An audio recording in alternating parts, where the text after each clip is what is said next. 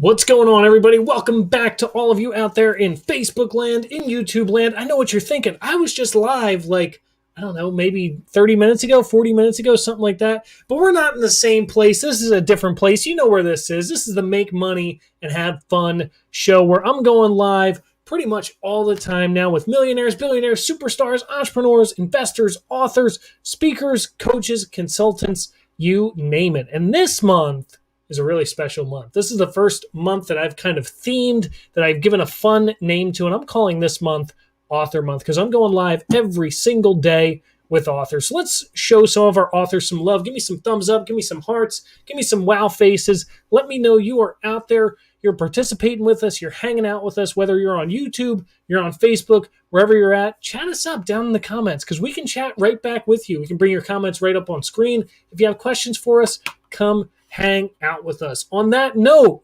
I got to remind everybody where we are. My motto in life is make money and have fun. I'm on a mission to show everyone how to make money, yeah, and have fun. I'm all about making money and having fun.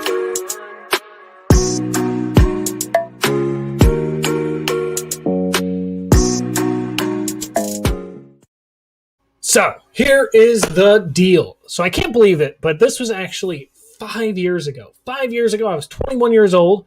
I just turned old enough to drink alcohol, but I did something even cooler than all of the perks that come with being 21, if there is such a thing as cool perks for being that age.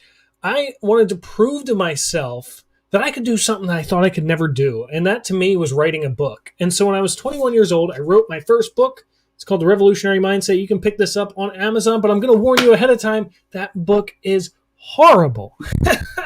So all of my philosophies, everything about me basically, in a sense, has changed. A lot of it is still tried and true. A lot of it is still stuff that I'll kind of allude to or talk about, but just the phraseologies and the way it's put together, it's one of those things where you look back and you got to cringe at yourself at like old videos or old books or whatever it might be. So I redeemed myself partially 4 years later when I was, no, actually it was 3 years, 4 years. I forget if I was 25 or 24, but I wrote my second book, The Thought Bible, which is also available on Amazon. And that book is basically just a collection of blog posts that I put together that I have written over the past 4 years that are all thrown together into this book. And it gave me a love for writing, a love for authoring, and it allowed me to realize that I had a way of sharing everything that I had learned in the world through a different medium, not just through videos like this or audio, however you're tuning into us, but also through the written word as well. And that's why I really wanted to showcase a whole bunch of authors this month. Plus, I got something really cool happening pretty soon. I got a book coming out, and I'm not going to tell you the name of the book, but it's kind of like the Make Money and Have Fun show, except get rid of the and the show part. And that's the name of my book.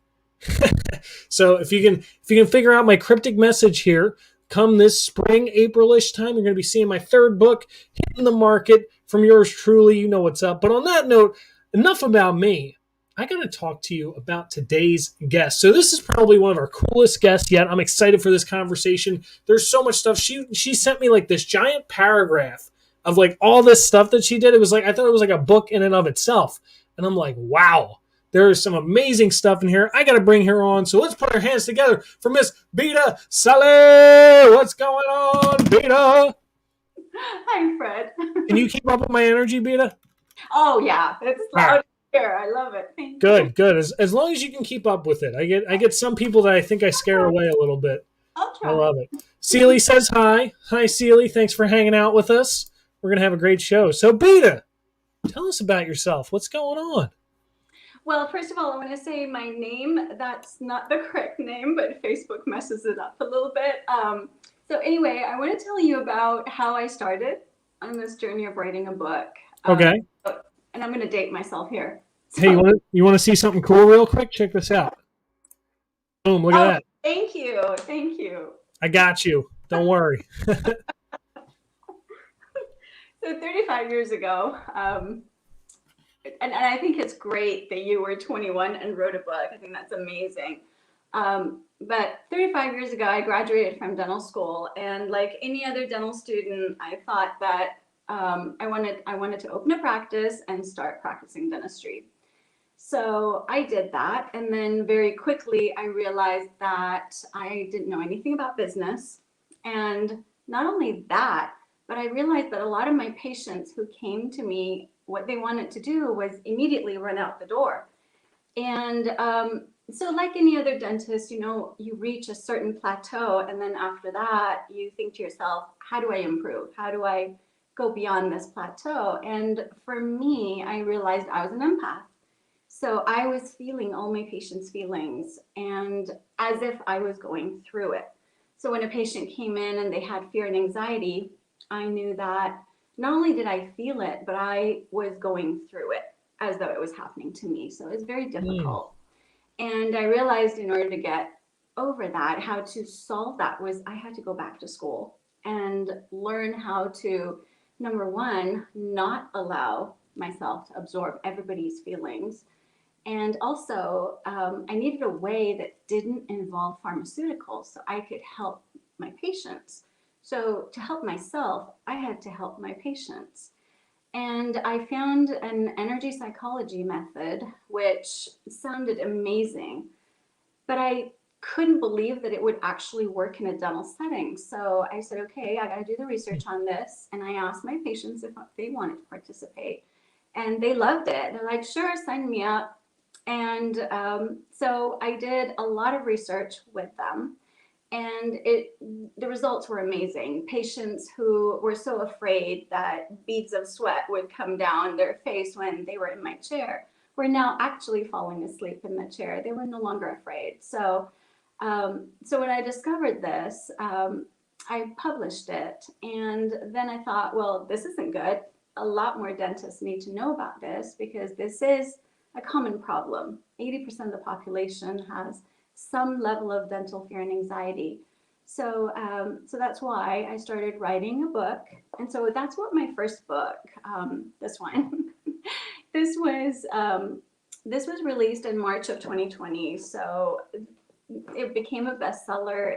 I'm so glad, not because it became a bestseller, but because it landed in people's hands like Hmm. it should have. And but then after I wrote this book, I quickly realized that there's more to sustaining profitability than just dental fear and anxiety. And at that point, I was a certified coach. And I said, I need to write a book just like I sit down with my clients and I take them through what they need to do to get to sustain profitability. I need to write a book with that angle. And so that's why I wrote the second book. There we go. And this one, the ebook's just released in January of this year, and the paperback will come out in May. But it's actually good for any business. People who have read it tell me that it could apply to any business. So I do Mm. hope these two books will help not only business owners to be profitable, but also sustain that profitability so that things like COVID and financial crisis, external things don't affect their profitability as much as it should, and they can quickly adapt and adapt their course to, continue with that profitability. I love that. I love that. It's such a different spin on what I normally talk about on this show, and just different things that most people look at when they look to either entrepreneurship or financial literacy or things like that. I love that it's kind of run through the medium of dentistry, which I think is just so much fun. So how did you get into dentistry in the first place? Most people, when they get into dentistry, they just want to help, they want to serve. Mm. And my father was a surgeon, so I kind of grew up in a hospital setting and I saw how much he helped people. And I always wanted to be in the position where I could help somebody and, help them with their health. And I loved dentistry because it had an artistic factor to it. And it was creative, but also it was scientific. So it just kind of all um, you know, it just kind of all went together. Interesting. I love that. You know what's funny? I've never been afraid of a dentist. I don't know why. I'm like I never understood like people have like this thing. They're like, oh, back at the dentist today. I'm like, Whatever. I don't know. I never had that thing. That's a really good point, Fred. A lot of your age group are not afraid because they've never had a bad experience. But if you look at up to like the 40-50 year olds, they've all had bad experiences. And it doesn't even have to be a bad experience in a dental chair. It could be that someone had a drowning experience, which was a horrible negative experience in their past. And so they think going to the dentist is going to be safe because they're no way near any water. And what happens is they sit in a dental chair and we start working in their mouth and we're putting water in their mouth. And all of a sudden, that water in their mouth will trigger that drowning experience for them. So it just all of a sudden, Hmm. all that experience comes back as if Yeah. they're going through it again. So that's the connection between dental fear and anxiety and dentistry. Yeah, it's amazing to look at that, how we kind of just have this tendency to carry our past pain with us everywhere that we go. So that's always a fun discussion for me. I love talking about psychology and human behavior and why figuring out why people do the things that they do. Is the fun part for me, which it seems like it is for you as well. It is. And we've always been able to sedate patients.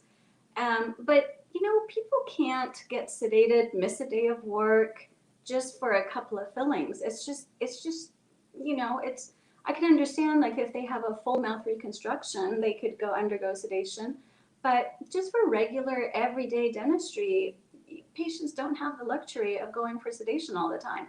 So there had to be another way that didn't involve pharmaceuticals. Got it. Got it. Yeah, absolutely. So, do you feel like books have been like your best medium for kind of sharing everything with the world? As that kind of opened it up for you? It opened it up. Yeah, but I don't think Mm. it's the best way. I mean, it's a fantastic starter, Sure. and you have to, you got to sit with people Mm. and listen and kind of meet them where they're at, and that's where it's so important to come from a coaching perspective.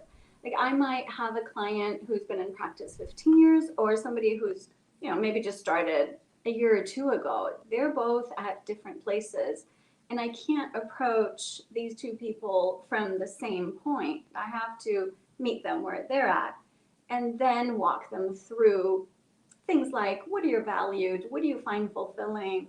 And then the dental fear and anxiety will come up somewhere along that way, and we address that. But a dentist practice or anybody's business is really about who they are. And that's one thing that's missed is everybody thinks, well, business is business. There's a formula, you do this and you're profitable or you go out of business. So that's why my approach is no, it's about the individual. It's about the leader of that business or practice.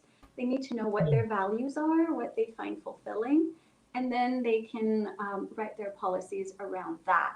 And Hmm. that it that way makes it so much easier to pivot if something in the external environment changes. They have Yeah, so much core in their business that it's easier. I love that. I wish more people adopted that mentality for their business. Right?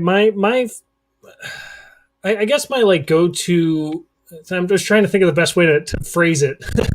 But my go to question that I always ask people, especially like when I'm on the phone with them or something like that, is how can I best serve you? And it kind of puts the ball back in their court, and it's like, hey, whatever you need, I might not have the answer for you, but I'll help you find it, right? Wherever it might be. So if someone asks me about dentistry, I'm passing you off to Bita because she's the expert, not me. If you ask me about producing shows or being on in front of the camera and that kind of stuff, I got you. I'm your guy. Or more importantly, if you ask me about making money and having fun, I know a guy who knows a thing or two about that. Exactly, Fred. I love it. So, Beta, let's roll it back here. I always like to talk to the aspiring authors out there. So, all the people who are watching us that are in that place where we both were for a long time, where we said, "I want to write a book, but we haven't done it yet." What advice would you give to somebody like that about how to get started, how to push through it? What would you say to them? I would say you have to work with a coach. You really do. Because life takes over and writing a book is requires so much focus and And then on top of it, when you're writing a book, all kinds of saboteurs or negative beliefs come up for you. And one of them is, well, who am I to write a book? And you forget about all the expertise you have. So your mind kind of plays games with you. And it's just so important to have a coach that can kind of guide you and keep you on track and help you when you get stuck and you just want to run away from your book. I think that's really important. I love that. I actually love that advice. I'm a firm believer in work your strengths and hire out your weaknesses. That's been my biggest thing recently is, this third book that I have coming out, I was able to write it in 6 months because I didn't write it myself. It's like, the whole story. And I kept telling my publisher, I'm like, look, I could write it myself. Can you wait 7 years to publish it? So I absolutely love that. So how would you recommend someone going about, like, let's actually get them in the weeds now, right? So they, hiring a coach is one thing, but how would you recommend them kind of going through the process? So now they're like, they've committed themselves to it. They got it figured out. They got it outlined. Now what? Wait, that's a really good question, because at every point, whether it's the beginning, middle, or the end, you always have to tell yourself, why am I doing this? Like, what difference do I want to make? And I can only talk about nonfiction books because that's what I wrote. But at every point, you need to say, who am I helping? And you need to, what worked for me was that I wrote my book as if a client, a dentist, was sitting in front of me and I was coaching them. And I only wrote it to that one person, nobody else. And that was my ideal reader. And honestly, that's the only thing that helped me write my book and finish it.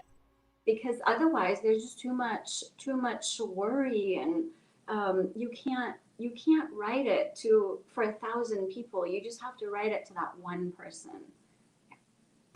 I love that. I read a book years ago, and it had a phrase in there. It was a book about how to write. I think it was called like Writing or Writing to Go or something like that.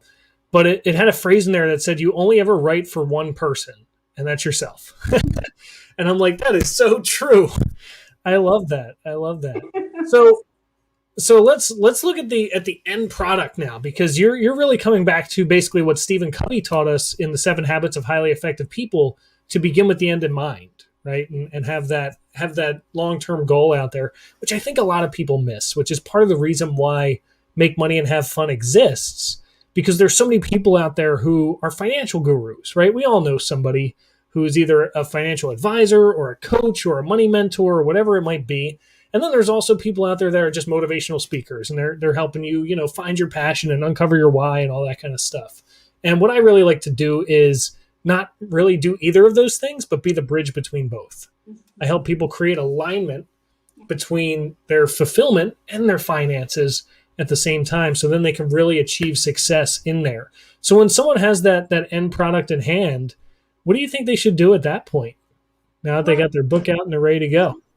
Well, it's you can read a book, and anybody can read a book, but to follow it. I mean, my first book, the procedure that you go through to alleviate a patient's dental fear and anxiety, is written in such detail that anybody can actually sit down and follow my instruction and learn how to do it. But it's difficult for anyone to sit down and do that. Everybody needs a coach who walks them through every step, which is why I'm doing an online course. I'm creating it right now so that a lot of people can join the course, and then I can coach all of them step by step how to do it. And once you do something, you need someone to say, yeah, you did that correctly, or no, tweak it a little bit. And that's what's missing in a book. It doesn't take the place of live interaction. Yeah, I love that. I do a 45-minute keynote, and I talk about the number one key to all success in it, which takes 45 minutes to explain. But the idea is that books are like the first step on a staircase. And then it's all the other stuff that we do on top of that allows us to reach that level of success, whatever that might look like for us at that point. But I definitely totally agree with you. So when it comes to coaching, right? I kind of want to debunk a myth here a little bit. So we all know there's good coaches out there and there's not so good coaches out there. What do you think makes that difference between somebody who actually knows what they're talking about with coaching versus somebody who just presents themselves as a coach? Yeah. So when I started this book, I thought I could coach it. I could coach dentists through this, but I was actually being a consultant. So consultants will come into your business and say, "Hey, follow this sequence or checklist, put a due date next to it, and take action and make it happen." And I'll be there to for accountability. That's what a consultant does. But a coach will come in and facilitate a transformation.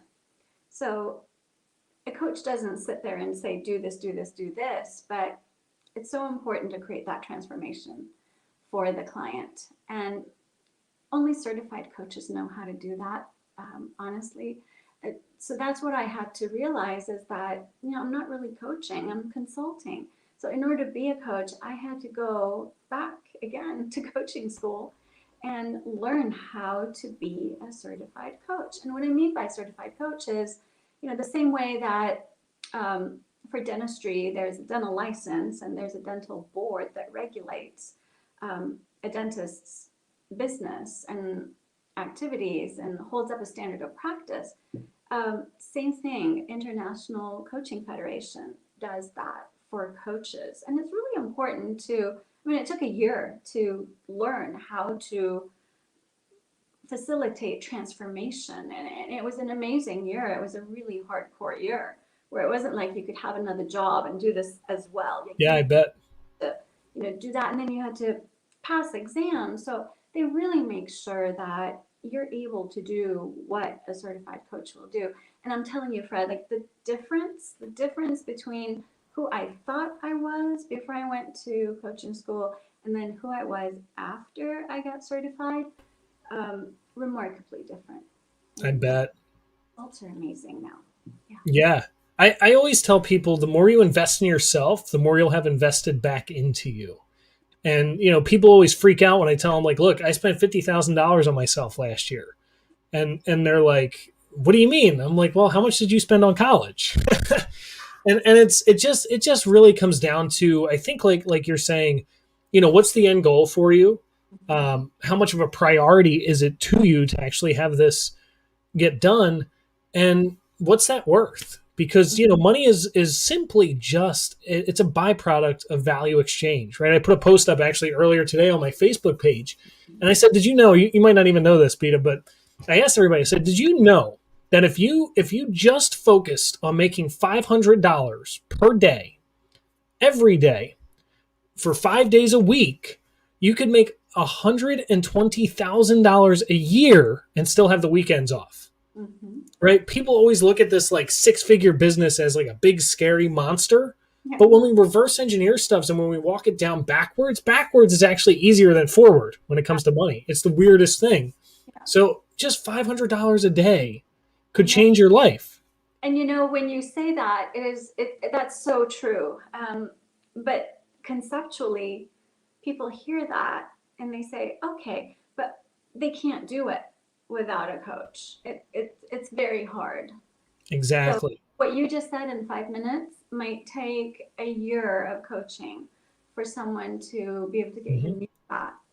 Sure. Yeah, no, I totally agree, because there's a difference between just the philosophy and the strategy to it. And that's really where I think a coach comes in to kind of bridge that gap between the idea of like, now you know that all you need to do is focus on making $500 a month, but where's that money going to be generated from?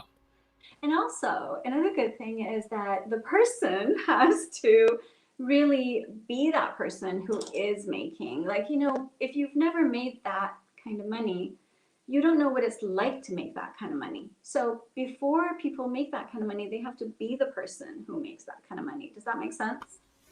I love it. Mic drop, you win. You are quoting my favorite book right now of all time, which I'm sure you've read. It's called Think and Grow Rich by Napoleon Hill. The greatest book of all time. If you haven't read it, I encourage you to read it. all of you out there in Facebook and YouTube land, and whoever's listening to us in post-production on our podcasts or on TV, wherever the heck you're listening to us at, read Think and Grow Rich. It's the greatest book written of all time, in my personal opinion. I read it at least once per year, at least once. And every time I read it, it's a different book. But you are 100% right, Bita. I love that. You need to become the person who you want to be. That's again going back to my 45-minute keynote on the number one key to all success, which I have a speaking engagement next week, and I think I'm going to do that keynote for it because it's that good. Yeah. The idea is I always tell people, here's your challenge to know if you're on the right track to success. Mm-hmm. I said, here's your challenge. I want you to stand in 12 feet of water and not get wet. Yes. Right? That is so good. That's the point of that is water is the analogy, right? Mm-hmm. It's this idea that are you immersed into 12 feet of whatever your thing is and getting wet? Because a lot of people try to, I use this analogy. I say a lot of people try to become an Olympic swimmer without ever jumping into a swimming pool. Right. And that's why I tell people I spent $50,000 on myself last year because I wanted to get in the pool and swim. Yeah. And that's what I needed to do to make it all work. Mm-hmm. I love it. Look at this. We're not even talking about books anymore. That is so true. I'm looking forward to it. It's going to be so much fun. Yeah. So, Bita, how can people get in touch with you? How can they hang out and connect with your awesomeness? Thank you. I do have a website. It's www.drbitasaleh.com, which is DRBITASALEH.com. And you can go in there and you can contact me through there, or you can just send me an email, which is hello@drbitasaleh.com. Thank you, Fred. Yeah, those are the best ways. I check it all the time, and anytime I get a question, I read it myself. Nobody else reads it but me, and I respond. I would love communication. All right. Look at you. You're all hooked up. You got the drbitasaleh.com. Yeah. I actually love this email. This is great. hello@drbitasaleh.com. I'm using that. I'm gonna have hello@fredposimo.com. That'll be next. Yeah. I love it. Bita, what last words of wisdom or pieces of advice would you like to impart on our audience before we unfortunately have to say goodbye I today? know. Well, It's so much fun. I know. So what I want to say is for everyone out there, if you have any dental fear and anxiety, either tell your dentist and have them contact me. I'll teach them the process, or come to me yourself and we can do it online, or after this whole COVID thing is over, we can meet in person. So the reason I wrote the first book was to change dentistry so that no one's afraid of it. No one needs to have anxiety when they have dental treatment. I love it. Bita, thank you so much for being here. This was awesome stuff. The coolest thing, I gotta say this before we go. The coolest thing about what I'm doing this month is I have no idea what I'm going to talk about. It like none whatsoever. Like half the time I bring these people on, I don't even know what book they wrote. I knew yours because you sent me the giant paragraph that I skimmed through. But you're so good, Fred. You did a great job. Thank you. I've done this once or twice before. I think so. Hobby of mine. I appreciate it. So for everybody out there hanging out with us, we will see you again very soon. Bye. Have a good one, guys. See ya.